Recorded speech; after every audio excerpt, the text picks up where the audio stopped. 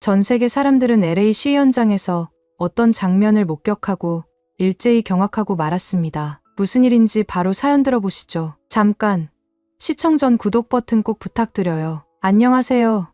저는 에이든입니다. 로스앤젤레스가 완전히 전쟁터가 되어버렸어요. 평범했던 하루가 순식간에 악몽으로 바뀌었거든요. 트럼프 행정부가 발표한 대규모 불법 이민자 추방 작전이 시작되면서 도시 전체가 혼란의 소용돌이에 빠져들었습니다. 제가 다운타운에 있는 공익변호사 사무실 27층에서 일하고 있는데 아침 7시부터 뭔가 이상했어요. 평소 같으면 출근길 차량들의 규칙적인 소음과 사람들의 대화, 소리로 활기찬 거리가 완전히 다른 소리로 가득 찼거든요. 사이렌 소리가 끊임없이 울려 퍼지고 헬리콥터들이 저공비행을 하며 소음을 만들어내고 있었어요. 사무실 창문으로 내려다본 거리 풍경은 정말 충격적이었습니다. 평소 제가 출근길에 커피를 사 마시던 카페, 점심을 먹던 샌드위치 가게, 퇴근길에 들러 생필품을 사던 편의점들이 하나둘씩 철제 셔터를 내리고 있었거든요. 상점 주인들이 급하게 물건들을 안으로 옮기는 모습이 보였어요. 8시가 되자 경찰차들이 곳곳에 배치되기 시작했습니다. 무장한 경찰들이 방패와 헬멧을 착용하고 대열을 이루며 주요 교차로마다 자리를 잡았어요. 그들의 표정은 긴장으로 가득 차 있었고 무전기에서 계속해서 지시사항들이 흘러나오고 있었거든요. 에이든, 큰일 났어요. 제 옆 책상에서 일하던 동료 마이클이 급하게 저를 불렀습니다. 그의 컴퓨터 화면에는 빨간색 속보띠가 흘러가고 있었어요. 긴급 속보 전국 2000여 곳에서 반정부 시위 동시 발발. 화면 속에서는 뉴욕의 타임스퀘어, 시카고의 다운타운, 샌프란시스코의 피셔맨스 워프까지 주요 도시들이 모두 시위의 불길에 휩싸인 모습이 나오고 있었어요. 하지만 그 중에서도 로스앤젤레스의 상황이 가장 심각해 보였습니다. 노 킹스라는 구호를 외치며 행진하는 시위대들의 모습이 화면을 가득 채웠어요. 이민자들을 중심으로 시작된 시위였지만 이제는 각계각층의 사람들이 참여하고 있었거든요. 대학생들, 시민단체 활동가들, 일반 시민들까지 거리로 쏟아져 나왔습니다. 사무실 안의 모든 동료들이 업무를 완전히 멈추고 뉴스에 집중하기 시작했어요. 평소에 조용하고 침착한 성격의 사라 변호사도 항상 유머러스한 농담으로 사무실 분위기를 밝게 만들어주던 톰 변호사도 모두 심각한 표정으로 화면을 바라보고 있었거든요. 이런 상황은 처음 봐요. 입사한 지 얼마 안 된 신입 변호사 제니퍼가 떨리는 목소리로 말했습니다. 저도 마찬가지였어요. 35년 동안 이 도시에서 살면서 이런 광경은 처음 목격하는 것이었거든요. 1992년 로드니 킹 사건 이후의 폭동도 어렸을 때 뉴스로만 봤지 직접 경험해 본 적은 없었어요. 9시가 되자 상황이 더욱 심각해졌습니다. 시위대들이 연방정부 건물 앞에 집결하기 시작했고 경찰들은 최루탄과 물대포를 준비하고 있었어요. 양측 모두 한치의 양보도 없이 팽팽하게 대치하고 있었거든요. 화면 속 로스앤젤레스는 제가 알고 있던 그 아름다운 도시가 아니었습니다. 할리우드대로에서는 검은 연기가 피어오르고 있었고 베니스 비치 근처에서는 상점들의 유리창이 박살나는 소리가 들려왔어요. 특히 다운타운 지역은 거의 아수라장이었습니다. 세상에, 저기 그랜드 센트럴 마켓 아니에요?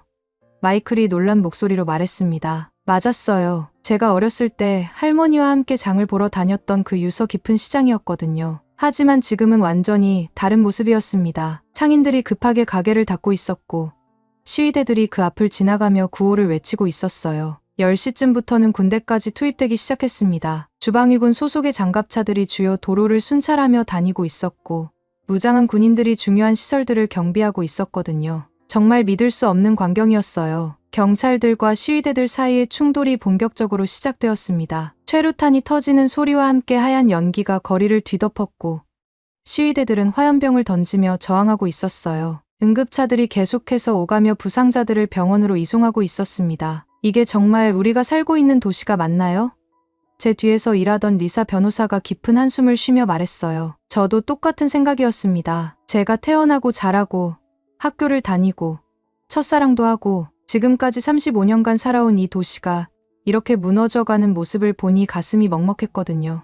특히 저희 사무실에서 법적 도움을 제공하던 불법 이민자 가족들이 지금 어떤 상황에 처해 있을지 걱정이 되었어요. 점심시간인 12시가 되어도 아무도 밖으로 나가려 하지 않았습니다. 평소 같으면 근처 레스토랑에서 동료들과 함께 식사를 하곤 했는데 오늘은 모두가 사무실에 남아 상황을 지켜보고 있었거든요. 시간이 갈수록 상황은 더욱 악화되었습니다. 시위대들이 시청 건물로 진격을 시도했고 경찰들은 강력한 진압작전을 펼치기 시작했어요. 경찰견들까지 출동했습니다. 거리 곳곳에서 최루탄이 터지면서 매캐한 연기가 도시 전체를 뒤덮었어요. 약탈도 시작되었습니다. 일부 시위대들이 상점들을 습격하며 물건들을 가져가고 있었고 길거리의 무인 택시는 불에 타고 있었죠. 소방차들이 출동했지만 시위로 인한 교통체증 때문에 제대로 된 진화 작업을 하기 어려운 상황이었어요. 2시가 되자 더욱 충격적인 장면들이 펼쳐졌습니다. LA에 위치한 애플스토어와 명품 매장들이 약탈당하는 모습이 생중계되었고 할리우드 대로의 관광 상점들도 하나둘씩 피해를 입고 있었어요. 시위대들이 상점 유리창을 깨뜨리고 안으로 들어가는 모습이 적나라하게 화면에 나왔습니다. 정말 무서워요. 제니퍼가 떨리는 목소리로 말했습니다. 언제까지 이런 상황이 계속될까요? 아무도 답할 수 없었어요. 이런 대규모 시위와 폭동은 예측하기 어려웠거든요. 그런데 정말 이상하고 신기한 장면이 뉴스에 나타났습니다. 한 리포터가 코리아타운 근처를 취재하고 있었는데 그곳의 상황은 다른 지역과 완전히 달랐거든요. 여기는 코리아타운 인근 윌셔대로입니다. 리포터의 목소리가 사무실 안에 울려 퍼졌어요. 정말 믿기 어려운 광경이 펼쳐지고 있습니다. 불과 몇 블록 떨어진 곳에서는 격렬한 시위와 약탈이 벌어지고 있지만 이곳만은 완전히 평온합니다. 카메라가 거리를 비추는데 정말 놀라운 모습이었어요. 한글로 쓰인 간판들이 걸린 식당, 마트, 미용실, 세탁소, 한의원들이 모두 멀쩡했거든요. 유리창 하나도 깨지지 않았고 그래피티 낙서 하나 없이 깨끗했습니다. 더욱 놀라운 것은 리포터가 계속 설명했어요. 다른 상점들은 모두 약탈당했는데 한글 간판이 걸린 상점들만은 아무도 건드리지 않는다는 점입니다. 심지어 일부 시위대들이 이 상점들을 적극적으로 보호하고 있는 모습까지 목격되고 있습니다. 화면에는 정말 신기한 광경이 펼쳐지고 있었어요. 한글 간판 상점들 앞에는 다양한 사람들이 서 있었거든요. 라틴계 청년들, 흑인 가족들, 백인 부부들, 심지어 제복을 입은 경찰들까지도 그 상점들 앞에서는 마치 보호막 역할을 하고 있는 것처럼 보였습니다. 사무실의 모든 동료들이 이 장면을 보며 놀라워했어요. 톰 변호사가 이게 대체 무슨 일이죠? 라고 중얼거렸고 사라 변호사도 정말 신기하네요 라고 감탄했습니다. 리포터는 계속해서 설명했어요. 현지 주민들과의 인터뷰 결과 이 지역의 한인 상점 주인들이 오랫동안 지역사회에 베풀어온 선행들이 이런 결과를 만들어낸 것으로 보입니다. 위기의 순간에 지역사회가 은혜를 기억하고 있는 셈입니다. 그 순간 제 머릿속에 아주 오래된 기억이 스쳐 지나갔습니다. 어떤 따뜻한 기억, 제 인생을 완전히 바꿔놓은 그 소중한 순간들 말이에요. 코리아타운과 관련된 한글 간판과 관련된 기억이었거든요. 가슴이 두근거리기 시작했어요. 혹시 그때 그분도, 그분의 가게도 무사할까요? 20년이 지난 지금 그분은 어떻게 지내고 계실까요? 뉴스 화면을 보면서 저는 시간이 거꾸로 흘러가는 것 같은 기분이 들었습니다. 마치 타임머신을 타고 20년 전으로 돌아가는 것처럼 말이에요. 그때 제가 겨우 15살이었을 때의 그 참혹했던 시절이 생생하게 떠올랐거든요. 2005년 겨울이었습니다. 제가 태어나고 자란 집은 사실 집이라고 부르기도 민망한 곳이었어요. 이스트 LA의 낡은 아파트 1층에 있는 원룸이었는데 곰팡이 냄새가 항상 코를 찔렀고 겨울이면 찬바람이 벽 틈새로 그대로 들어왔거든요. 아버지는 알코올 중독자였어요. 매일 밤술에 취해 집에 들어와서는 소리를 지르거나 물건을 던지곤 했죠. 가끔은 어머니에게 손을 대기도 했고 저한테도 화풀이를 했어요. 아버지가 마지막으로 정상적인 일을 한 게 언제였는지 기억도 나지 않을 정도였거든요. 어머니는 우울증으로 고생하고 계셨어요. 하루 종일 침대에 누워서 천장만 바라보거나 멍하니 창밖을 내다보며 시간을 보내셨죠. 집안일은 전혀 하지 못하셨고 저와 대화를 나누는 것도 힘들어하셨어요. 병원에 가서 치료를 받아야 한다는 걸 알고 있었지만 의료보험도 없었고 돈도 없었거든요. 그런 상황에서 저는 사실상 혼자 살고 있는 것과 다름없었어요. 15살 소년이 스스로 생존해야 하는 상황이었죠. 아버지가 벌어오는 돈은 대부분 술값으로 사라졌고 어머니는 아무것도 할 수 없는 상태였거든요. 학교에서는 무료급식 프로그램 덕분에 하루 한 끼는 먹을 수 있었어요. 아침 7시 30분부터 시작되는 무료 아침 식사와 점심시간의 급식이 제가 하루 중 유일하게 제대로 된 음식을 먹을 수 있는 시간이었거든요. 그래서 저는 절대로 학교를 빠지지 않았어요. 아파도 힘들어도 반드시 학교에 갔습니다. 하지만 주말과 방학이 정말 지옥 같았어요. 학교 급식을 먹을 수 없으니까 거의 굶다시피 했거든요. 때로는 근처 편의점에서 떨어진 동전들을 주워 모아서 99센트짜리 라면을 사 먹기도 했고, 패스트푸드점에서 남이 버린 음식을 몰래 먹기도 했어요. 겨울이 가장 힘들었습니다. 집에 난방비를 낼 돈이 없어서 전기가 자주 끊어졌거든요. 그러면 집 안이 냉장고보다도 추워졌어요. 담요를 여러 장 덮고 잠을 자려고 해도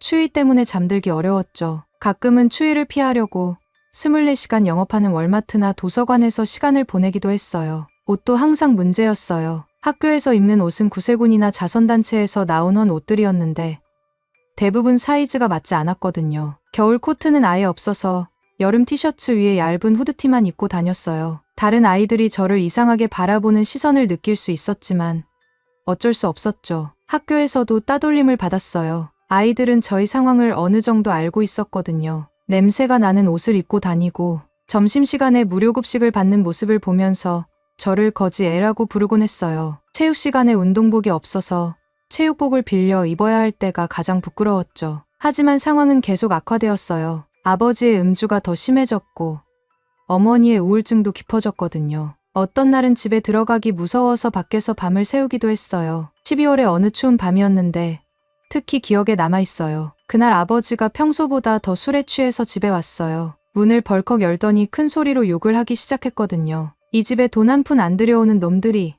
하면서 물건들을 집어던지고 있었어요. 어머니는 방 안에서 울고 있었고 저는 무서워서 집을 나왔죠. 그날 밤 기온이 영하로 떨어졌어요. 저는 얇은 후드티 하나만 입고 거리를 헤매고 있었거든요. 갈 곳이 없었어요. 도서관도 문을 닫았고 24시간 편의점에서도 계속 있을 수는 없었거든요. 코리아타운 근처까지 걸어왔을 때 저는 정말 한계에 다다른 상태였어요. 추위와 배고픔, 그리고 절망감이 동시에 밀려왔거든요. 어떤 작은 골목에서 쓰러져 버렸어요. 의식이 흐릿해지면서 이렇게 죽는 건가 하는 생각까지 들었죠. 그때 누군가가 제게 다가왔어요. 괜찮아요. 많이 추우시죠? 어설픈 영어로 말을 거는 목소리였는데 여성분이었거든요. 눈을 떠보니 50대쯤 되어 보이는 한국 아주머니가 저를 내려다보고 계셨어요. 두꺼운 패딩을 입고 있었고 걱정스러운 표정으로 저를 바라보고 계셨죠. 손에는 마트에서 산 것 같은 비닐봉지를 들고 계셨어요. 일어날 수 있어요?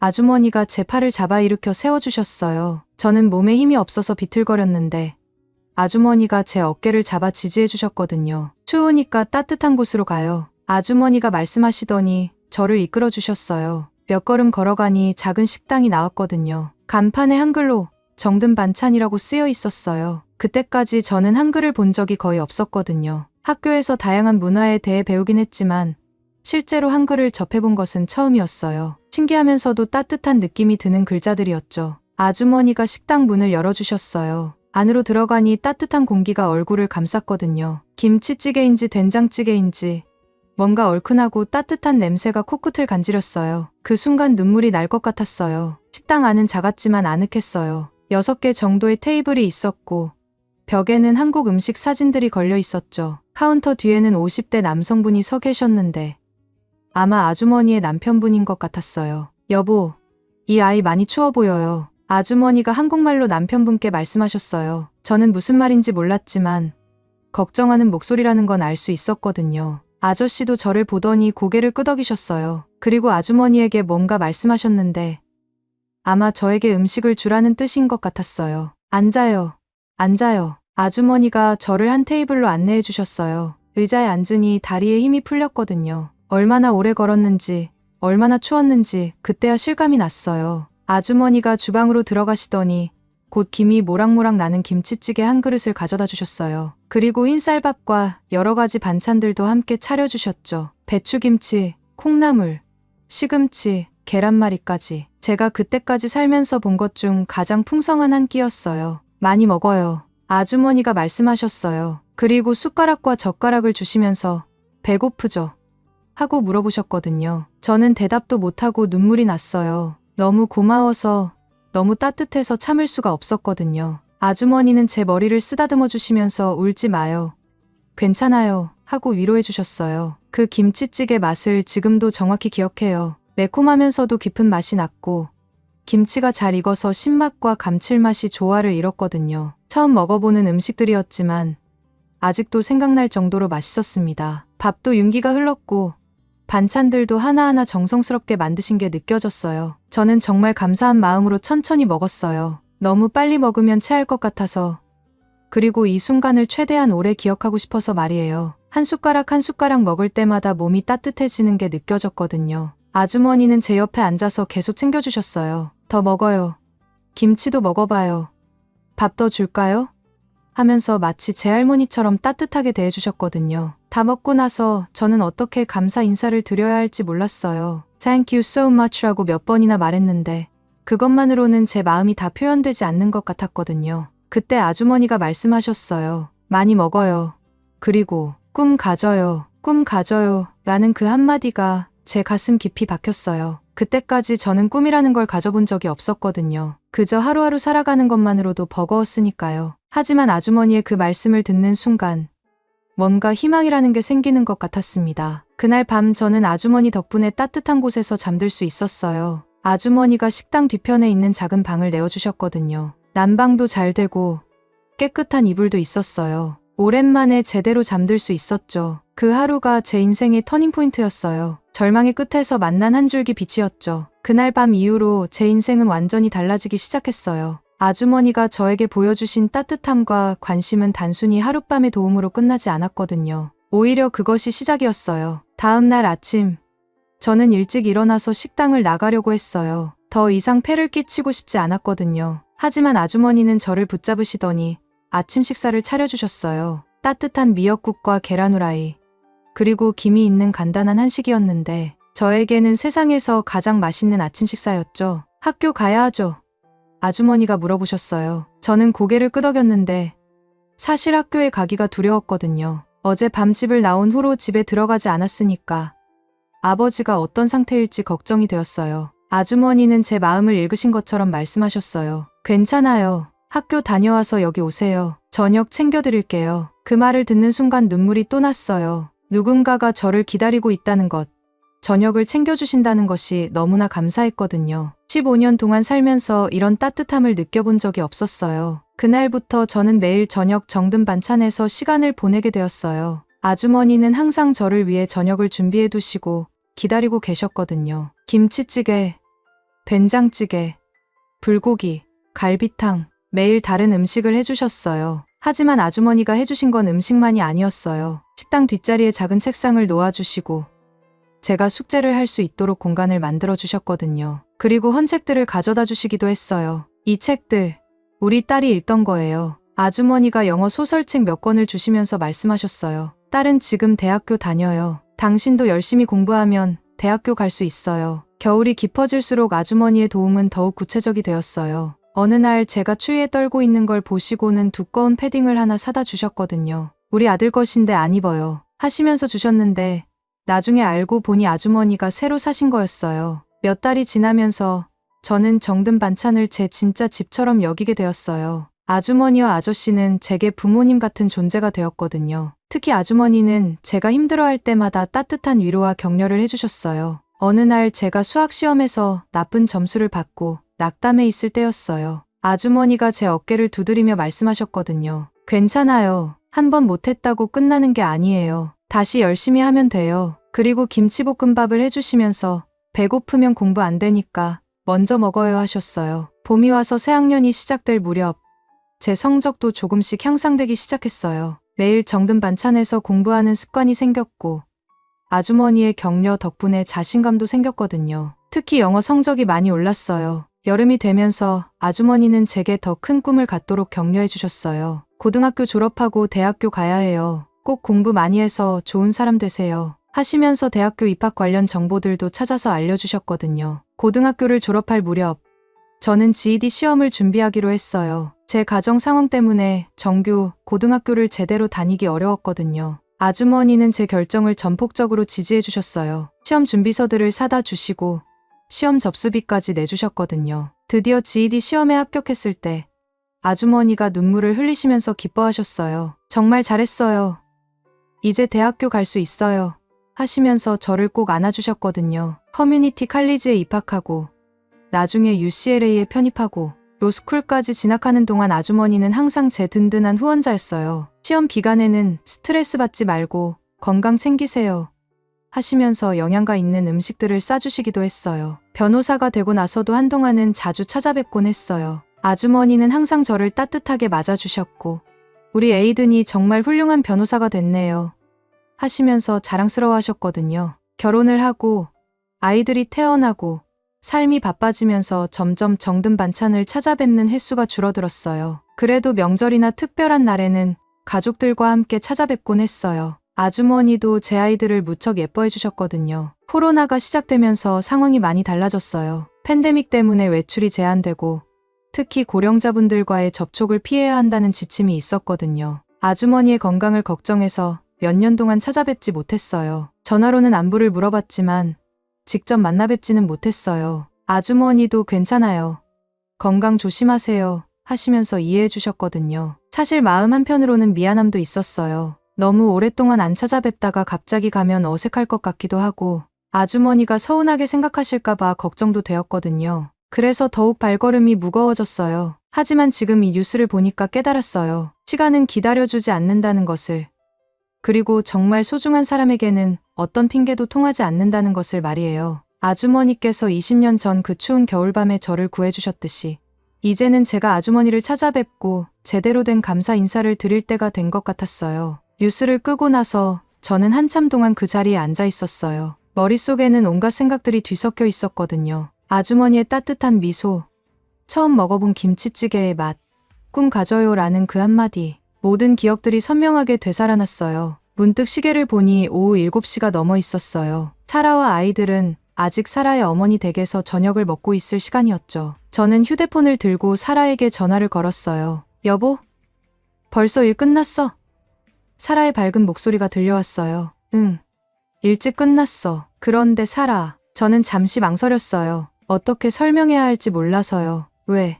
무슨 일 있어? 아니야. 그게 갑자기 예전 생각이 많이 나더라고. 정든 반찬 아주머니 말이야. 사라는 제 목소리에서 뭔가를 감지했나 봐요. 아, 그 한국 식당 아주머니 얘기하는 거야? 응, 맞아. 갑자기 아주머니가 보고 싶어졌어. 너무 오랫동안 안 찾아뵀잖아.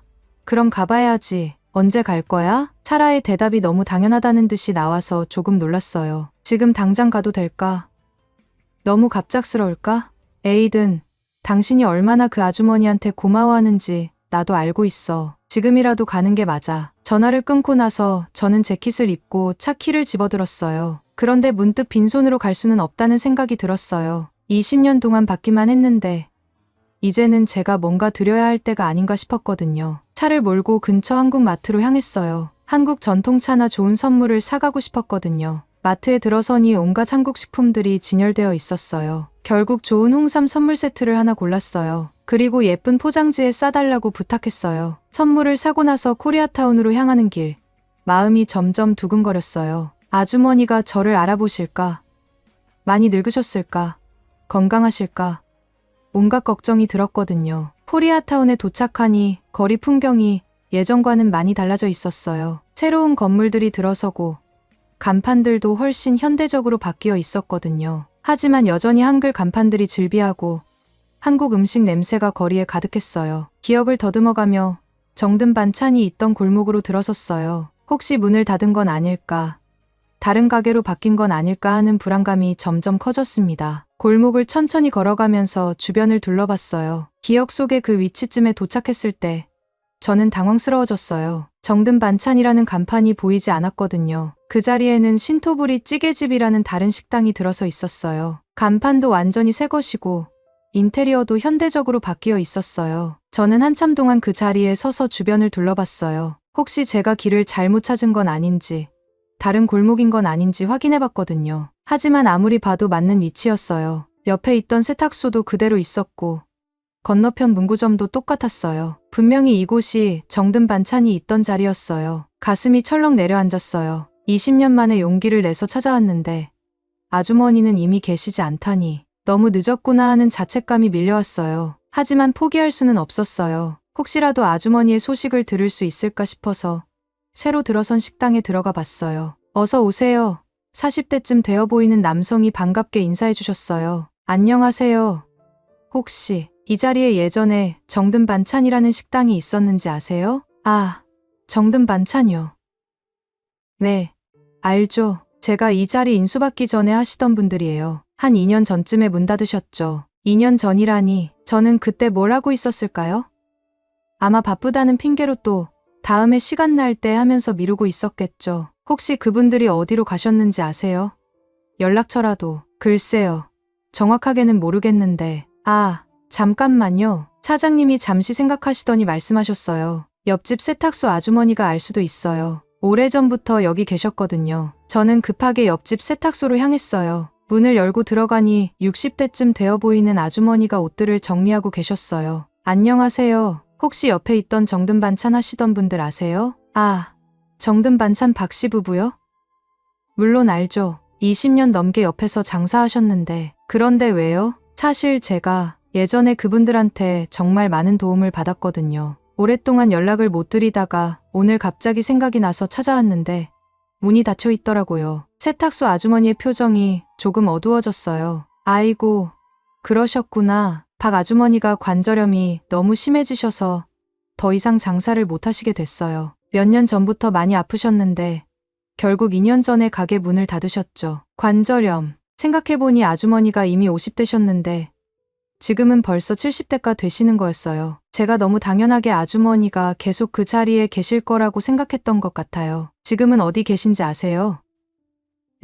정확한 주소는 모르겠는데 펠러데일 쪽으로 이사 가신 걸로 알고 있어요. 딸이 그쪽에 살아서 가까운 곳으로 가셨다고 들었거든요. 펠러데일, 차로 30분 정도 거리였어요. 하지만 정확한 주소를 모르니까 찾기가 쉽지 않을 것 같았어요. 혹시 연락처는? 미안해요. 제가 개인 연락처까지는 모르겠어요. 그냥 가게에서만 인사하던 사이라서. 세탁소를 나와서 저는 한참 동안 그 자리에 서 있었어요. 20년 전 그 추운 겨울밤 쓰러져 있던 저를 구해주셨던 아주머니. 그분이 지금은 관절염으로 고생하고 계신다니 갑자기 자책감이 몰려왔어요. 제가 성공한 변호사가 되어서 여유가 생겼을 때 왜 더 자주 찾아뵙지 않았을까요? 왜 항상 다음에 하면서 미뤘을까요? 아주머니께서 저를 구해주실 때는 당장 그날 밤이었어요. 다음에라는 말씀 없이 바로 도와주셨거든요. 하지만 저는 몇 년 동안 다음에만 말하면서 살았던 것 같아요. 차에 돌아와서 한참 동안 앉아 있었어요. 핸들을 잡고 있는 제 손이 떨리고 있었어요. 아주머니를 찾아야 한다는 마음과 이미 너무 늦었을지도 모른다는 두려움이 교차했거든요. 그때 문득 생각났어요. 지은 씨 말이에요. 아주머니의 딸인 지은 씨가 UCLA를 다녔다고 했으니까 혹시 동문회나 학교를 통해서 연락처를 찾을 수 있을지도 모른다는 생각이 들었어요. 하지만 그것도 쉽지 않을 것 같았어요. 개인정보 보호 때문에 학교에서 졸업생 정보를 함부로 알려주지 않거든요. 게다가 지은 씨의 성도 정확히 기억나지 않았어요. 그러다가 또 다른 방법이 생각났어요. 펠러데일에 있는 한국 커뮤니티를 통해서 찾아볼 수도 있을 것 같았어요. 한국 교회나 한인회 아니면 한국 마트 같은 곳에 아주머니가 나타나실 수도 있잖아요. 하지만 그것도 막막했어요. 펠러데일이 그렇게 작은 동네도 아니고 아주머니가 관절염으로 아프시다면 집에서 나오시는 일도 많지 않을 것 같았거든요. 그때 가장 현실적인 방법이 떠올랐어요. 제가 변호사잖아요. 법률 업계 네트워크를 통해서 사립탐정이나 조사 전문가들을 알고 있었거든요. 물론 개인적인 일에 그런 서비스를 이용하는 게 좀 과한 것 같기도 했지만 아주머니를 찾는 일이라면 충분히 그럴 가치가 있다고 생각했어요. 하지만 그보다도 먼저 해볼 수 있는 일이 있었어요. 인터넷 검색이나 소셜미디어를 통해서 찾아보는 거였어요. 요즘은 대부분의 사람들이 온라인상에 어떤 형태로든 흔적을 남기잖아요. 집으로 돌아가는 길에 저는 머릿속으로 계획을 세웠어요. 일단 집에 가서 컴퓨터로 온라인 검색을 해보고 그것으로 안 되면 다른 방법들을 차례로 시도해보기로 했어요. 집에 도착했을 때 사라와 아이들은 이미 돌아와 있었어요. 제 표정을 본 사라가 바로 무슨 일인지 눈치챘나 봐요. 어떻게 됐어? 아주머니 만났어.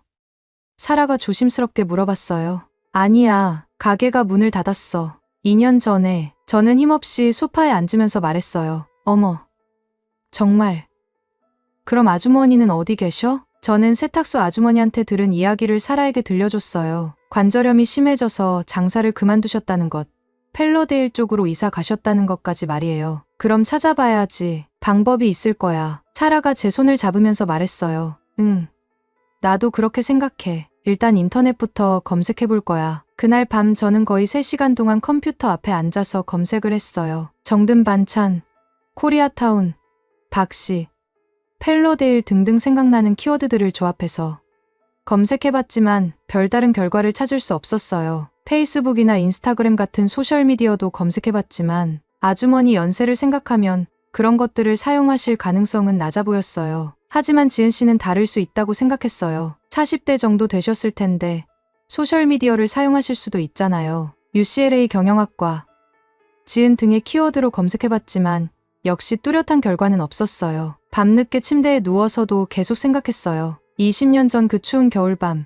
길거리에서 쓰러진 15살 소년을 구해주신 아주머니, 그분이 지금은 어디선가 관절염으로 고생하고 계신다는 생각을 하니 가슴이 아팠어요. 그때 저는 결심했어요. 어떤 방법을 써서라도 아주머니를 찾아서 제대로 된 감사 인사를 드리겠다고, 그리고 이번에는 제가 아주머니를 도와드리겠다고. 20년이라는 시간이 흘러서 그 청소년은 어른이 되었고 그 따뜻한 아주머니는 할머니가 되셨지만 저에게 아주머니는 여전히 생명의 은인이셨거든요. 그날 밤 잠을 제대로 이루지 못했어요. 계속해서 아주머니 생각이 머릿속을 맴돌았거든요. 새벽 5시쯤 결국 일어나서 다시 컴퓨터 앞에 앉았어요. 밤새 생각해보니 제가 놓친 부분들이 있을 것 같았거든요. 일단 UCLA 동문회 사이트에 들어가 봤어요. 비록 저와 지은 씨가 같은 시기에 다닌 건 아니지만 동문회 네트워크를 통해서 연락처를 찾을 수 있을지도 모른다는 생각이 들었어요. 하지만 역시 개인정보 보호 정책 때문에 쉽지 않아 보였어요. 그러다가 문득 다른 방법이 떠올랐어요. 제가 변호사로서 쌓아온 인맥들을 활용하는 거였어요. 특히 한인 변호사회나 한인 사업가 모임 같은 곳에서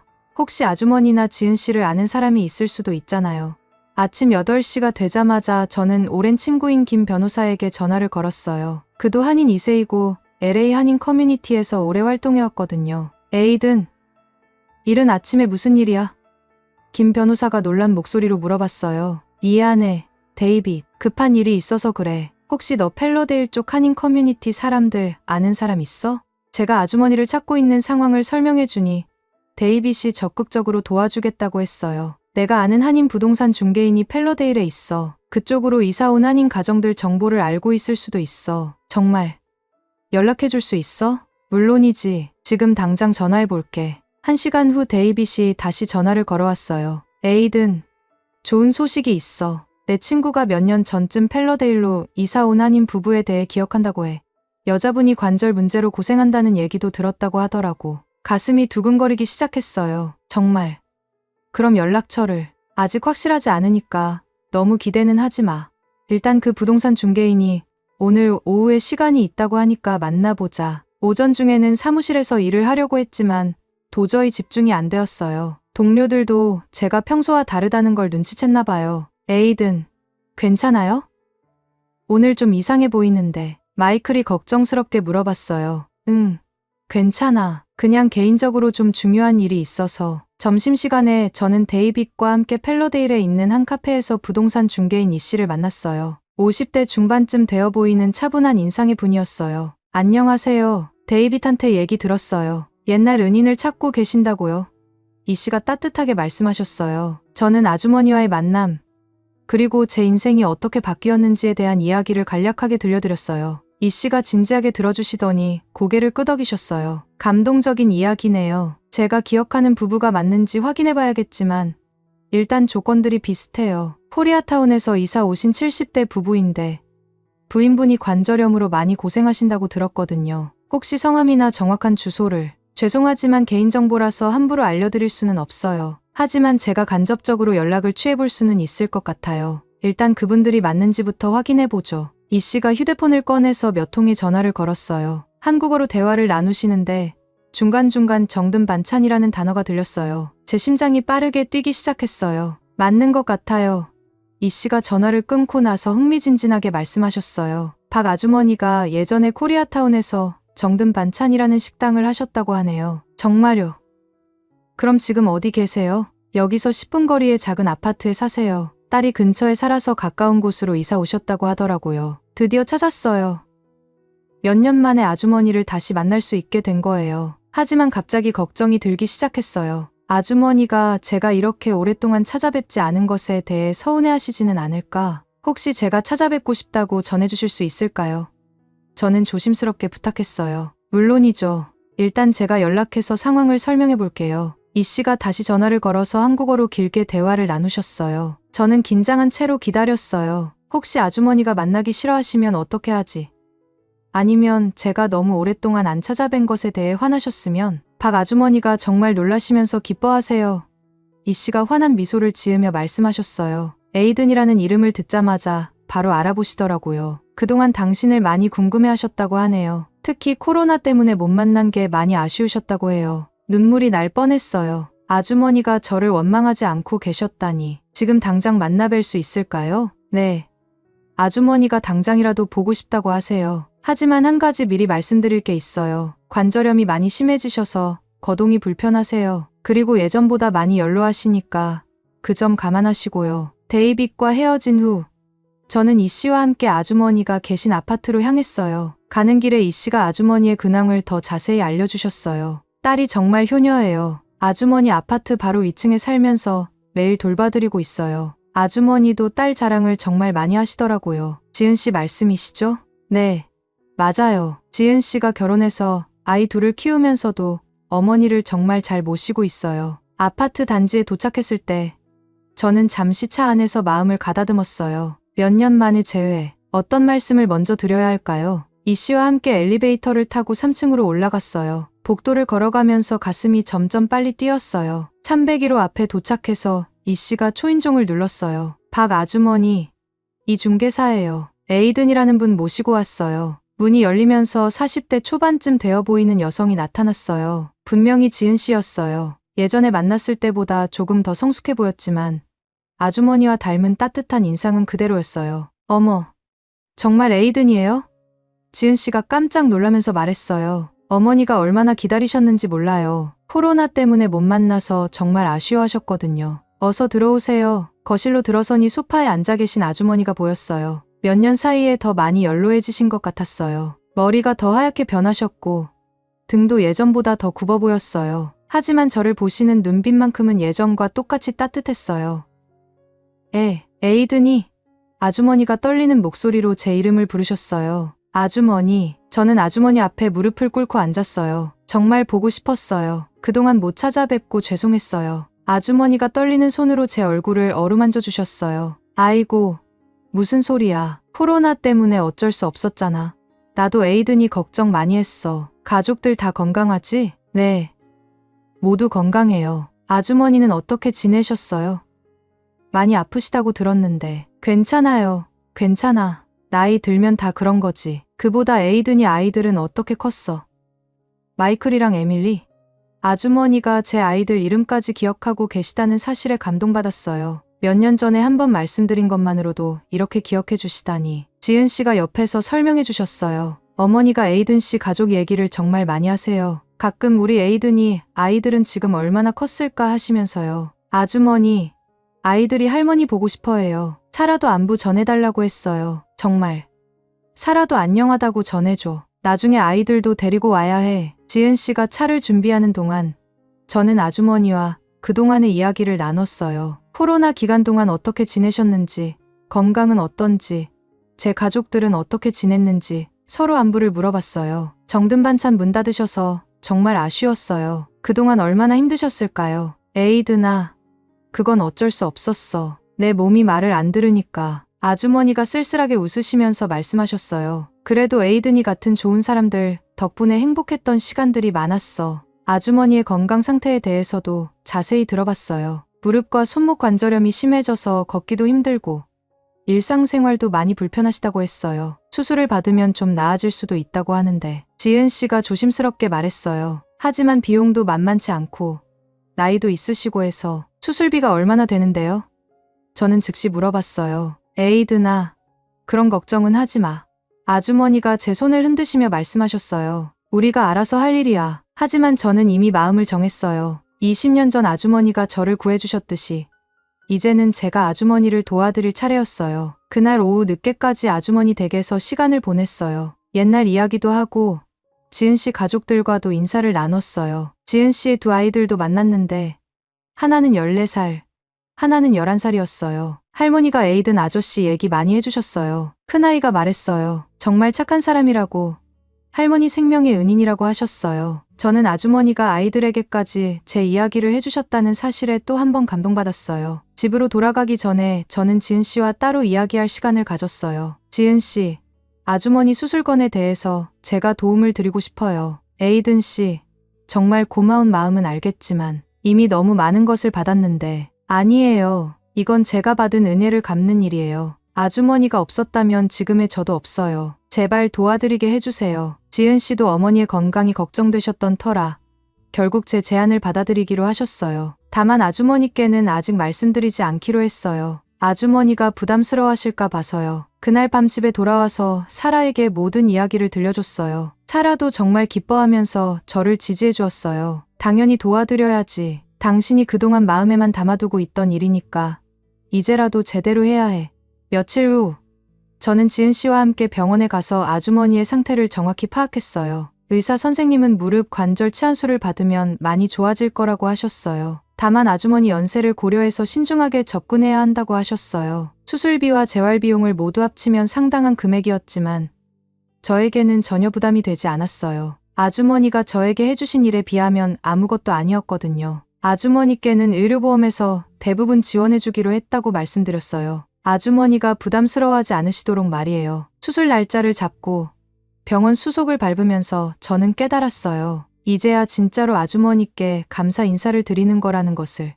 말로만 고맙습니다라고 하는 게 아니라 실제로 아주머니를 도와드리는 것이 진정한 보답이라는 것을 말이에요. 그런데 수술을 준비하면서 또 다른 일을 알게 되었어요. 아주머니 주변에 저와 비슷한 사연을 가진 사람들이 더 있다는 것을 말이에요. 아주머니의 수술 전 검사를 받으러 병원에 갔을 때 저는 놀라운 이야기를 듣게 되었어요. 병원 대기실에서 지은 씨와 이야기를 나누다가 알게 된 사실이었죠. 에이든 씨, 사실 어머니가 도와주신 분이 에이든 씨만이 아니에요. 지은 씨가 조심스럽게 말을 꺼냈어요. 네. 무슨 말씀이세요? 어머니가 식당을 하시면서 정말 많은 사람들을 도우셨거든요. 특히 어려운 상황에 있는 젊은 사람들을. 에이든 씨처럼요. 가슴이 뭉클해졌어요. 아주머니가 저뿐만 아니라 다른 사람들에게도 천사 같은 존재였구나 하는 생각이 들었어요. 어떤 분들이에요? 한 분은 대학 졸업하고 취업이 안 돼서 우울증까지 생겼던 청년이었어요. 매일 식당에 와서 싸구려 라면만 시켜 먹으면서 하루 종일 앉아 있었는데 어머니가 정말 많이 챙겨주셨거든요. 음식도 더 주시고 이야기도 들어주시고 지금은 큰 회사에서 일하고 있대요. 정말요? 그분도 연락하고 지내세요? 가끔 안부 인사는 하죠. 그런데 요즘 어머니가 아프시니까 연락이 뜸해졌어요. 어머니도 괜히 걱정 끼치고 싶지 않으시다고 연락을 안 하시더라고요. 그때 아주머니가 검사를 마치고 나오셨어요. 휠체어에 앉으신 모습이 마음 아팠지만 저를 보시며 환하게 웃어주시는 표정은 예전과 같았어요. 에이드나, 기다리게 해서 미안해. 검사가 생각보다 오래 걸렸네. 괜찮아요. 아주머니, 검사 결과는 어떻게 나왔어요? 선생님이 수술하면 많이 좋아질 거라고 하시더라고. 그런데 나이가 있으니까 조심해야 한다고도 하시고 병원에서 나와서 점심을 먹으면서 저는 지은 씨에게 아주머니가 도우신 다른 분들에 대해 더 자세히 물어봤어요. 또 어떤 분들이 계세요? 지은 씨가 잠시 생각하더니 말씀하셨어요. 김준호라는 청년도 있었어요. 부모님이 일찍 돌아가시고 혼자 생활하면서 아르바이트로 근근히 살아가고 있었는데 어머니가 정말 많이 도와주셨어요. 식당 일도 도와주고 대학 학비까지 지원해 주셨거든요. 와, 학비까지요? 네, 그 친구가 정말 공부를 열심히 하는 걸 보시고는 교육받을 기회를 놓치면 안 된다면서 몰래 지원해 주셨어요. 지금은 의사가 되었다고 들었어요. 의사요?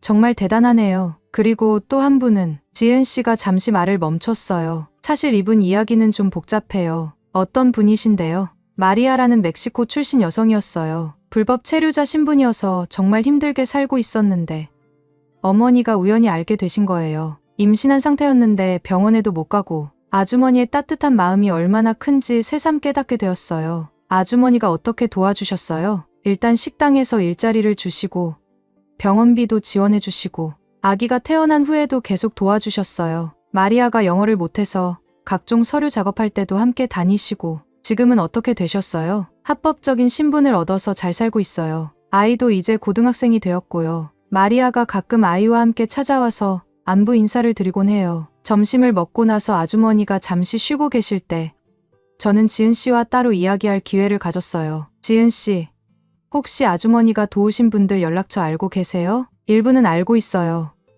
왜요? 생각해보니까 아주머니 수술 때 그분들도 함께 마음을 모으면 좋을 것 같아서요. 아주머니가 그동안 얼마나 많은 사람들에게 도움을 주셨는지 알게 해드리고 싶어요. 지은 씨의 눈이 반짝였어요. 정말 좋은 생각이에요. 어머니가 얼마나 기뻐하실까요? 그런데 연락해도 될까요? 갑자기 모르는 사람이 전화한다고 하면 이상하게 생각하지 않을까요? 제가 먼저 연락해서 상황을 설명해 볼게요. 분명히 다들 기꺼이 동참할 거예요. 그날 저녁 집에 돌아와서 사라에게 이 계획에 대해 이야기했어요. 사라도 정말 좋은 아이디어라고 하면서 적극 지지해 주었어요. 정말 멋진 일이야. 아주머니가 평생 베푸신 사랑이 이렇게 돌아오는 거구나. 응. 나도 그런 생각이 들어. 아주머니가 얼마나 기뻐하실까? 이틀 후 지은 씨에게서 연락이 왔어요. 목소리가 무척 흥분되어 있었어요. 에이든 씨, 정말 놀라운 일이 일어났어요.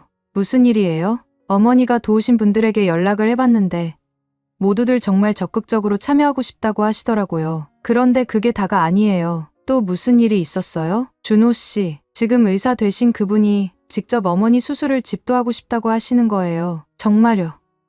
그게 가능한가요? 준호 씨가 정형외과 전문의이시거든요. 관절 수술이 전공 분야래요. 어머니 은혜를 이런 식으로라도 갚고 싶다고 하시면서 정말 놀라운 일이었어요. 아주머니가 20년 전에 뿌린 사랑의 씨앗이 이렇게 큰 열매로 돌아오다니. 다른 분들은 어떻게 반응하셨어요? 마리아 씨는 울면서 고마워하시더라고요. 당장이라도 병원비를 보태고 싶다고 하시고. 그리고 이정훈 씨 아세요?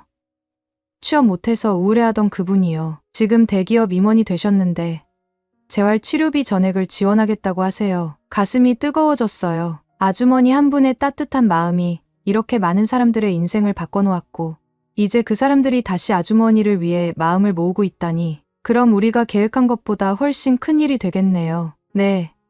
그런데 한 가지 문제가 있어요. 어머니께 어떻게 말씀드릴지. 정말 그랬어요. 아주머니는 여전히 다른 사람에게 부담 주는 것을 극도로 싫어하시거든요. 일단 준호 선생님과 먼저 만나보는 게 어떨까요?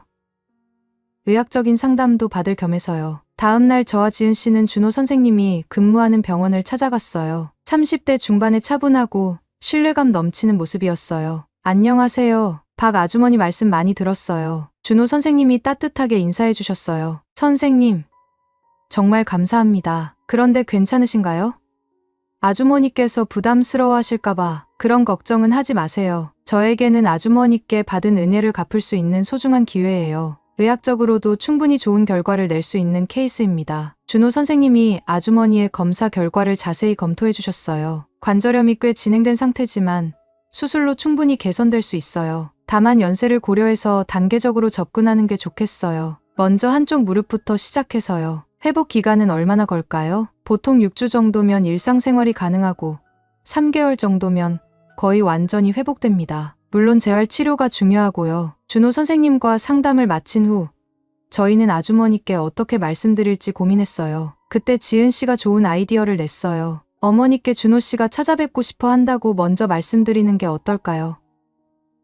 그냥 안부 인사차 오신다고 하시고. 좋은 생각이에요. 그럼 자연스럽게 수술 이야기도 나올 수 있겠네요. 주말에 준호 선생님이 아주머니를 찾아뵈었어요. 저도 함께 갔는데 20년 만에 만난 두 분의 재회 장면은 정말 감동적이었어요. 어머, 준호야.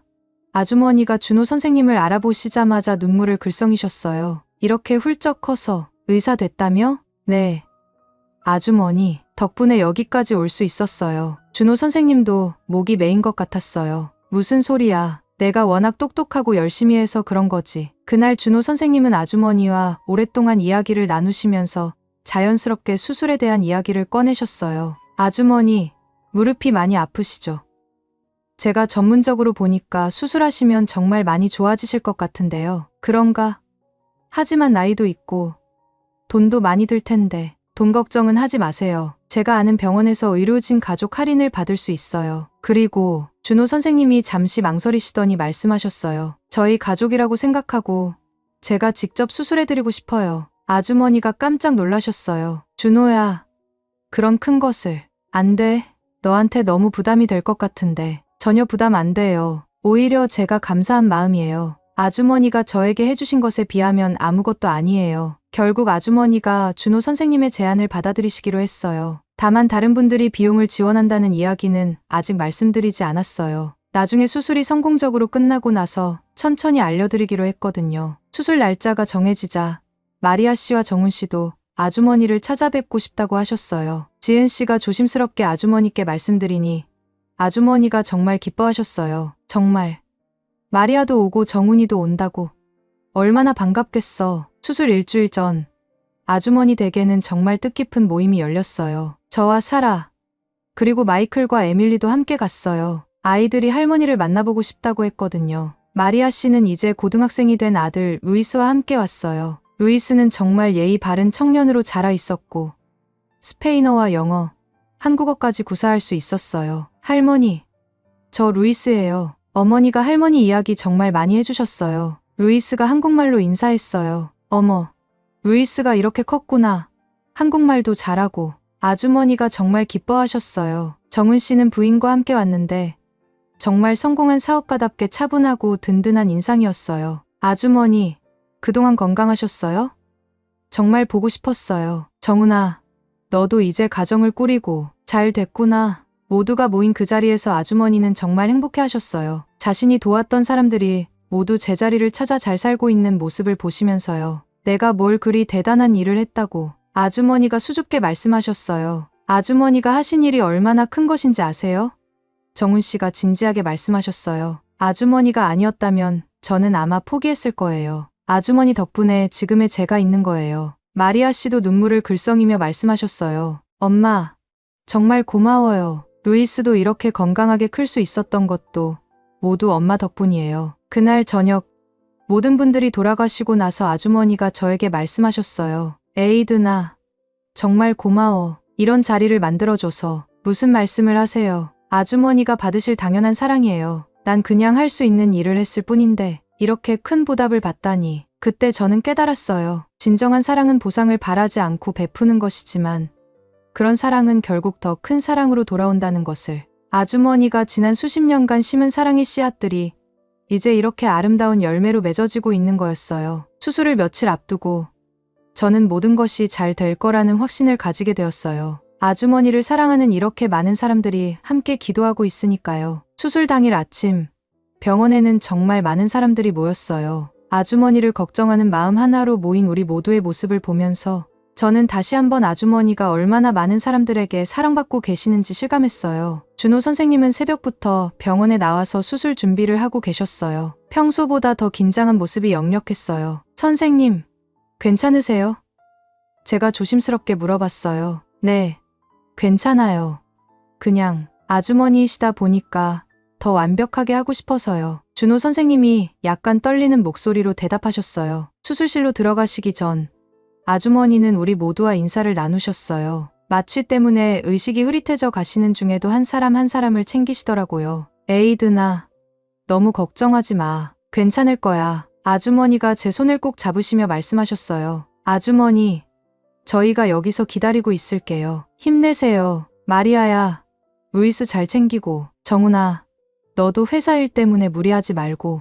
마지막까지 다른 사람을 걱정하시는 아주머니의 모습에 눈물이 났어요. 수술이 시작되고 우리는 모두 대기실에서 기다렸어요. 예상 소요 시간은 3시간 정도였는데 정말 길게 느껴졌어요. 지은 씨는 계속 손을 비비며 불안해하셨고 마리아 씨는 묵주를 들고 기도하고 계셨어요. 정훈 씨는 겉으로는 침착해 보이려고 하시지만 계속 시계를 들여다보시더라고요. 2시간쯤 지났을 때 수술실에서 간호사가 나와서 중간 경과를 알려주었어요. 수술이 순조롭게 진행되고 있습니다. 곧 끝날 예정이에요. 모두들 안도의 한숨을 쉬었어요. 그리고 30분 후 드디어 준호 선생님이 수술복을 입은 채로 나오셨어요. 얼굴에 미소를 띠고 계셨어요. 수술 정말 잘 끝났습니다. 준호 선생님이 말씀하시자 대기실에 환호성이 터져 나왔어요. 아주머니 상태는 어떠세요? 지은 씨가 급하게 물어봤어요. 정말 잘하셨어요. 예상보다도 훨씬 좋은 결과가 나왔습니다. 뼈 상태도 생각보다 양호하고 인공관절도 완벽하게 들어갔어요. 회복도 빠를 것 같습니다. 마취에서 깨어나신 아주머니는 처음엔 조금 힘들어하셨지만 우리가 모두 곁에 있다는 것을 알고 나서는 안심하시는 것 같았어요. 수술 후 첫 주는 정말 중요한 시기였어요. 우리는 교대로 병원에서 아주머니를 돌봤어요. 그런데 이 과정에서 정말 놀라운 일들이 일어났어요. 수술 3일 후 아주머니 병실에 예상치 못한 방문객이 찾아왔어요. 중년의 흑인 여성이었는데 간호사를 따라 조심스럽게 들어오더라고요. 혹시 박 아주머니 맞으세요? 그 여성이 어눌한 한국어로 물어봤어요. 아주머니가 고개를 끄덕이시자 그분이 눈물을 글썽이며 말씀하셨어요. 저는 엔젤라라고 해요. 아마 기억 못하실 텐데 8년 전쯤에 제 딸을 도와주셨거든요. 아주머니가 기억을 더듬으시더니 깜짝 놀라셨어요. 엔젤라. 샤이나 엄마. 맞아요. 기억해 주시네요. 엔젤라 씨가 울먹이며 말씀하셨어요. 아주머니가 병원에 계시다는 소식을 듣고 꼭 인사드리고 싶어서 왔어요. 알고 보니 엔젤라 씨의 딸 샤이나가 10대였을 때 가출해서 거리를 방황하고 있었는데 아주머니가 우연히 발견하고 도와주셨던 거예요. 그냥 집으로 데려다 주신 것이 아니라 며칠 동안 식당에서 재워주시면서 엄마와 화해할 수 있도록 중간 역할까지 해주셨다고 했어요. 샤이나가 지금 대학교에서 사회복지학 공부하고 있어요. 자기처럼 어려운 아이들을 돕고 싶다고 해요. 엔젤라 씨가 자랑스럽게 말씀하셨어요. 수술 일주일 후에는 또 다른 방문객이 왔어요. 이번에는 젊은 백인 남성이었는데 정말 깔끔하게 정장을 차려입고 왔더라고요. 아주머니, 저는 데이빗 첸이에요. 한국 이름으로는 첸다윗이고요. 그가 어눌한 한국어로 인사했어요. 아주머니가 잠시 생각하시더니 기억하신 것 같았어요. 아, 데이빗. 입양된. 맞아요. 아주머니가 한국 가족 찾는 것 도와주셨잖아요. 데이빗이 환하게 웃으며 말했어요. 데이빗은 어릴 때 한국에서 미국으로 입양된 케이스였는데 성인이 되어서 한국 가족을 찾고 싶어 했지만 언어도 안 되고 어디서부터 시작해야 할지 몰라 고민하고 있었다고 해요. 아주머니가 우연히 그 사연을 듣고는 한인회와 연결해 주시고 통역도 도와주시면서 결국 친가족을 찾을 수 있게 도와주셨던 거예요. 작년에 친어머니랑 만났어요. 이제 매주 화상통화하고 있어요. 아주머니 덕분이에요. 데이빗이 감격스럽게 말했어요. 그리고 수술 2주 후에는 정말 예상치 못한 사람이 찾아왔어요. 60대 정도의 백인 남성이었는데 목사복을 입고 계셨어요. 아주머니, 저는 커뮤니티 감리교회 존슨 목사입니다. 그분이 정중하게 인사하셨어요. 아, 존슨 목사님. 아주머니가 반갑게 인사하셨어요. 알고 보니 존슨 목사님은 펠러데일 지역의 노숙자 지원 활동을 하시는 분이었는데 아주머니가 몇 년 동안 그 프로그램에 음식을 기부해 오셨던 거예요. 매주 남은 반찬을 포장해서 보내주셨다고 하더라고요. 노숙자분들이 아주머니 안부를 계속 물어보셔서요. 특히 아주머니 김치랑 불고기를 그리워하고 계세요. 목사님이 웃으시며 말씀하셨어요. 이름도 모르는 분들이 많은데 다들 아주머니를 한국인 천사라고 부르거든요. 정말 많은 분들이 아주머니 덕분에 배고픔을 면했어요. 이런 방문들이 계속되면서 저는 깨달았어요. 아주머니의 선행이 정말 다양한 커뮤니티에 걸쳐 있었다는 것을. 한인 커뮤니티뿐만 아니라 흑인, 히스패닉, 백인, 그리고 입양인 커뮤니티까지 정말 경계 없는 사랑을 베푸셨던 거예요. 수술 3주 후 아주머니가 재활치료를 시작했을 때 더 놀라운 일이 일어났어요. 물리치료실에서 다른 환자들과 자연스럽게 어울리시는 아주머니를 보면서 간병사들과 간호사들이 하나둘씩 아주머니의 이야기를 알게 된 거예요. 박 아주머니는 진짜 성인 같아요. 필리핀 출신 간병사 로사가 저에게 말했어요. 제 조카가 이민 문제로 고생할 때 아주머니가 무료 법률 상담 받을 수 있는 곳 연결해 주셨거든요. 박 아주머니가 로사 조카도 도와주셨어요? 멕시코 출신 간호사 카르멘이 놀라며 끼어들었어요. 제 사촌이 LA에 처음 왔을 때 일자리 구하는 것도 아주머니가 도와주셨는데요. 병원 직원들 사이에서도 아주머니에 대한 이야기가 퍼져나갔어요. 그러면서 자연스럽게 아주머니 병실은 작은 다문화 모임의 장소가 되었어요. 아주머니, 이렇게 많은 분들이. 제가 감탄하며 말씀드렸어요. 나는 그냥 내 앞에 있는 사람을 도운 것뿐인데. 아주머니가 겸손하게 말씀하셨어요. 피부색이 다르고 말이 달라도 사람은 다 똑같잖아. 아플 때는 다 똑같이 아프고 외로울 때는 다 똑같이 외로워하고. 수술한 달 후 아주머니가 퇴원하는 날에는 정말 놀라운 광경이 펼쳐졌어요. 병원 로비에 정말 다양한 사람들이 모여 있더라고요. 엔젤라 씨와 딸 샤이나, 데이빗, 존슨 목사님, 그리고 병원 직원들까지. 아주머니가 제대로 배움받고 가셔야죠. 엔젤라 씨가 꽃다발을 들고 말씀하셨어요. 아주머니, 빨리 나으셔야 해요. 지역사회에서 아주머니가 필요해요. 존슨 목사님이 따뜻하게 말씀하셨어요. 차를 타고 집으로 가는 길에 아주머니가 말씀하셨어요. 에이드나, 내가 미국에 와서 가장 잘한 일이 뭔지 알아? 뭐예요? 아주머니? 사람들한테 마음을 열었던 거야. 처음에는 말도 안 통하고 문화도 달라서 무서웠는데 그냥 마음으로 다가가니까 다 통하더라고. 정말 대단하세요. 아주머니, 대단한 게 아니야. 그냥 사람은 다 똑같으니까 아픈 것도 같고 기쁜 것도 같고 슬픈 것도 같고 말이 달라도 마음은 다 똑같아. 집에 도착해서 아주머니가 지팡이를 짚고 현관을 넘어서시는 모습을 보면서 저는 정말 많은 것을 배웠어요. 진정한 이웃사랑이 무엇인지, 진짜 다문화 공동체가 어떻게 만들어지는지를. 그리고 그날 밤 사라와 이야기하면서 깨달았어요. 아주머니가 하신 일이 정말 특별한 게 뭔지 알겠어. 제가 사라에게 말했어요. 뭔데? 한인회나 다른 조직들도 물론 많은 좋은 일을 하지만 아주머니는 그런 틀 없이도 자연스럽게 모든 사람들에게 다가가셨어. 조직이나 종교나 인종 상관없이 그냥 사람 대 사람으로. 맞아. 그게 진짜 어려운 일이야. 그날부터 저는 아주머니께 또 다른 것을 배우기 시작했어요. 진정한 지역사회 리더십이 무엇인지, 그리고 제가 변호사로서 어떻게 더 넓은 커뮤니티에 기여할 수 있을지를 말이에요. 퇴원 후 첫 주는 아주머니도 적응하시느라 힘들어하셨어요. 병원에서는 간호사들이 항상 도와줬는데 집에서는 모든 걸 혼자 하셔야 했거든요. 하지만 지은 씨가 정말 헌신적으로 돌봐드렸고 우리도 번갈아가며 도왔어요. 아직 많이 불편하시죠?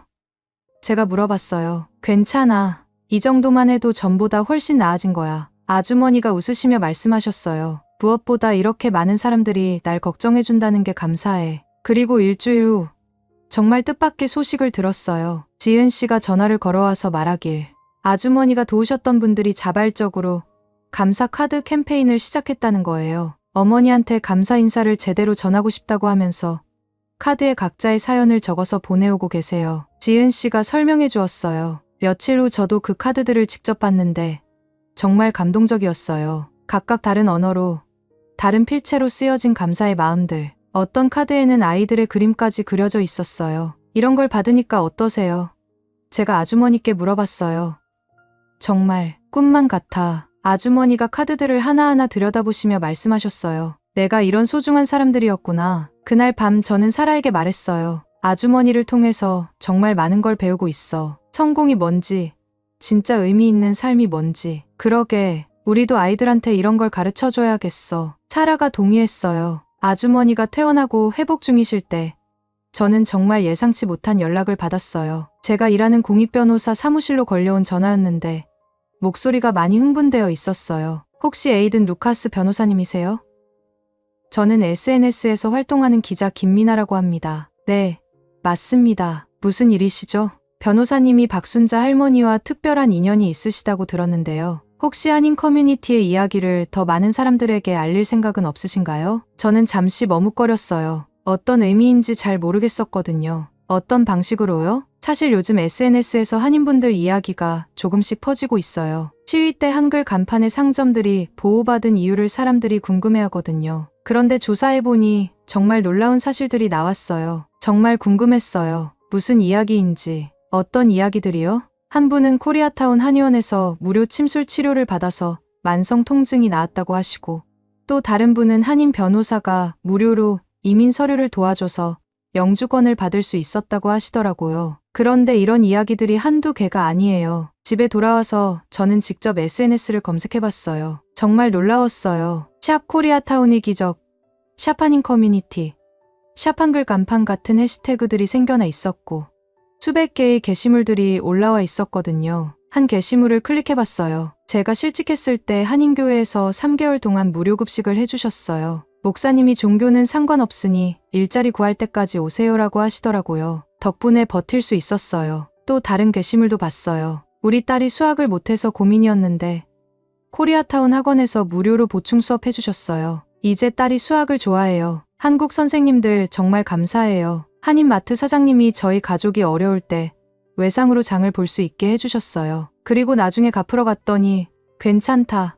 당신도 어려운 사람 도우면 된다고 하시더라고요. 코리아타운 병원에서 보험 없는 저를 무료로 치료해 주셨어요. 의사 선생님이 아픈 사람은 다 똑같은 사람이라고 하시면서 며칠 후 정말 예상치 못한 일이 일어났어요. 언론사들이 본격적으로 취재에 나선 거예요. 그런데 기자들이 아주머니만 찾아온 게 아니라 코리아타운 전체를 조사하기 시작한 거였어요. 지은 씨가 전화를 걸어왔어요. 에이든 씨, 기자들이 어머니뿐만 아니라 다른 한인분들도 만나보고 싶다고 해요. 어머니 이야기를 계기로 더 많은 이야기들이 나오고 있대요. 저는 코리아타운으로 향했어요. 정말 여러 곳에서 기자들이 취재를 하고 있더라고요. 한 기자가 한인마트 사장님과 인터뷰를 하고 있었어요. 어려운 이웃들에게 도움을 주시는 이유가 뭔가요? 특별한 이유는 없어요. 우리도 처음에 이민 와서 어려웠잖아요. 그때 도움받은 것처럼 이제는 우리가 도울 차례죠. 다른 곳에서는 한인교회 목사님이 인터뷰를 하고 계셨어요. 저희 교회는 매주 300명 정도에게 무료 급식을 하고 있어요. 한국 음식뿐만 아니라 다양한 음식을 준비해서 누구든지 배고픈 사람은 와서 드실 수 있어요. 이런 활동을 언제부터 하셨나요? 벌써 15년째예요. 처음에는 교인들끼리 시작했는데 이제는 다른 한인교회들이나 한인 사업체들도 함께 참여하고 있어요. 또 다른 기자는 한인 의원과 인터뷰를 하고 있었어요. 매달 무료 진료를 하신다고 들었는데요. 네. 저희 한인 의사들이 돌아가면서 하고 있어요. 보험이 없거나 경제적으로 어려운 분들을 위해서요. 한인뿐만 아니라 누구든지 오시면 진료해드려요. 아주머니 댁에 도착하니 정말 많은 사람들이 와 있었어요. 그런데 이번에는 아주머니만을 찾아온 게 아니라 한인 커뮤니티 전체에 관심을 보이는 사람들이 많았어요. 할머니 이야기를 듣고 보니까 한국 분들이 정말 많은 좋은 일을 하고 계시네요. 네. 우리만 하는 게 아니에요. 이 동네 한국 사람들이 다 그래요. 아주머니가 겸손하게 대답하셨어요. 그날 저녁, 아주머니와 저녁을 먹으면서 이야기를 나눴어요. 아주머니, 요즘 정말 많은 분들이 찾아오시네요. 그러게 말이야. 그런데 에이드나 이상한 게 사람들이 나만 대단하다고 하더라고. 근데 우리 동네에는 나보다 훨씬 많은 일을 하시는 분들이 얼마나 많은데. 누구 말씀이세요? 김 사장님은 매년 장학금을 주시고 박 원장님은 무료 진료를 하시고 교회에서는 무료 급식을 하시고 다들 조용히 하시니까 사람들이 모르는 거지. 정말 그랬어요. 며칠 동안 취재를 지켜보니 아주머니 주변에는 정말 많은 분들이 각자의 방식으로 선행을 하고 계셨어요. 일주일 후 정말 놀라운 일이 일어났어요. 시위 때 한글 간판 상점들을 보호했던 사람들이 자발적으로 모임을 만든 거예요. 그들이 기자들에게 직접 이야기하고 싶다고 나선 거였어요. 그날 코리아타운의 한 공원에는 정말 다양한 사람들이 모였어요. 흑인,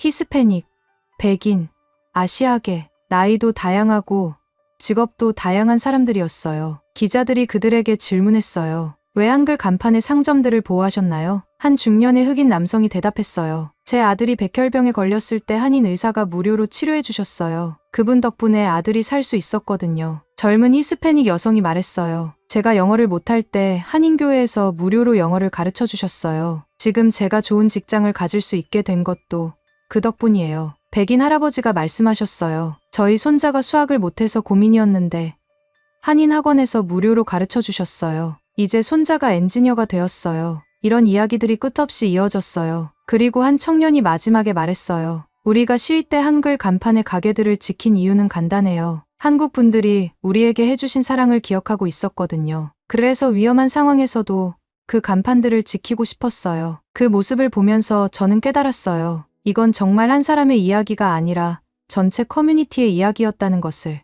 며칠 후 여러 언론사들이 공동으로 특집 보도를 준비한다고 연락이 왔어요. 그리고 저에게 인터뷰를 요청했어요. 루카스 변호사님, 이번 사건을 어떻게 보시나요? 이것은 박순자 할머니 한 분만의 이야기가 아닙니다. LA 한인 커뮤니티 전체가 수십 년간 조용히 해온 일들의 결과예요. 구체적으로 어떤 일들이요? 한인 의사들이 10년간 무료 진료로 1만 명을 치료했습니다. 한인교회들이 매주 수천 명에게 무료 급식을 제공하고 있어요. 한인 변호사들이 이민자들의 법률 문제를 무료로 도와주고 한인 사업가들이 어려운 학생들에게 장학금을 지원하고 있습니다. 이런 활동들이 언제부터 시작되었나요? 대부분 수십 년 전부터예요. 조용히 하지만 꾸준히 이루어져 왔어요. 언론의 관심을 받기 위해서가 아니라 정말 필요한 사람들을 돕기 위해서 말이죠. 그렇다면 이번 시위 때 한글 간판의 상점들이 보호받은 것은 우연이 아니었습니다. 수십 년간 쌓아온 신뢰와 사랑의 결과였어요. 한인들이 이 지역사회에 뿌린 선행의 씨앗들이 이렇게 열매를 맺은 거죠. 방송이 나간 후 정말 놀라운 반응이 일어났어요. 전국의 다른 도시들에서도 비슷한 이야기들이 쏟아져 나오기 시작한 거예요. 시카고에서는 한인 의사들이 20년간 무료 진료를 해온 이야기가, 뉴욕에서는 한인교회들이 운영하는 무료 급식소 이야기가, 애틀랜타에서는 한인 사업가들의 장학금 지원 이야기가 알려지기 시작했어요. 마이크 앞에 서서 저는 말씀드렸어요. 박순자 할머니의 김치찌개 한 그릇이 제 인생을 바꿨지만 그것은 시작일 뿐이었어요. 진짜 기적은 이 도시의 모든 사람들이 함께 만들어낸 거였습니다. 저는 잠시 숨을 고르고 가장 하고 싶었던 말을 했어요. 어떤 사람들은 총과 폭력으로 문제를 해결하려고 합니다. 하지만 우리가 증명한 것은 완전히 다른 방법이었어요. 모든 사람들이 조용히 제 말에 집중하고 있었어요. 총으로는 거리를 지킬 수 없습니다. 하지만 한 그릇의 밥, 따뜻한 말 한마디, 그리고 간판 하나에 담긴 진심은 도시를 지킬 수 있습니다. 그리고 마지막에 저는 정말 하고 싶었던 말을 했어요. 당신들이 있었기에 우리가 존재합니다. 감사합니다. 코리아타운. 그날 밤 집에 돌아와서 사라와 아이들에게 하루 있었던 일을 이야기했어요. 아빠, 정말 멋있어. 마이클이 감탄했어요. 우리 동네에도 이런 좋은 일들이 많이 있을까? 에밀리가 물어봤어요. 물론이지. 우리도 찾아보고 우리가 할 수 있는 일들도 해보자. 사라가 웃으며 말했어요. 그날 밤 잠자리에 들면서 저는 생각했어요. 20년 전 그 추운 겨울밤, 15살 소년을 구해준 한 그릇의 김치찌개. 그것은 정말 작은 시작이었지만 결국 이렇게 큰 변화를 만들어낸 거예요. 하지만 정말 중요한 건 그 한 그릇의 밥이 혼자만의 것이 아니었다는 거예요. 수많은 사람들이 각자의 자리에서 조용히 베풀어온 사랑들이 모여서 만들어낸 기적이었던 거죠. 사랑은 정말 전염되는 것 같아요. 그리고 그 사랑이 모일 때 어떤 총이나 폭력보다도 강한 힘이 되는 거예요. 진정한 평화와 안전은 무기가 아니라 사랑으로 만들어지는 거라는 것을 우리 모두가 함께 증명해낸 거였어요. 지금까지 에이든 씨의 사연 어떠셨나요? 개인적인 은혜에서 시작된 이야기가 결국 전체 한인 커뮤니티에 숨겨진 선행들을 세상에 알리는 계기가 되고 나아가 다른 이민자 공동체들과의 연대로까지 발전하는 과정이 정말 감동적이었습니다. 우리가 해외에서 보여주는 작은 친절과 배려 하나하나가 결국 이렇게 큰 변화를 만들어낼 수 있다는 것. 그리고 진정한 한류는 케이팝이나 드라마가 아니라 바로 이런 따뜻한 마음이라는 걸 다시 한번 깨닫게 되었어요. 에이든 씨처럼 어려운 상황에서도 희망을 놓지 않고 성장해 나가는 용기, 그리고 받은 사랑을 다시 베풀어 나가는 순환의 고리야말로 우리 한민족이 전 세계에 심어놓은 가장 아름다운 씨앗이 아닐까 싶습니다. 여러분들의 생각을 댓글로 남겨주세요. 여러분의 관심이 더 좋은 콘텐츠를 만드는 원동력이 됩니다. 감동을 향한 여정, 감동여행이었습니다. 감사합니다.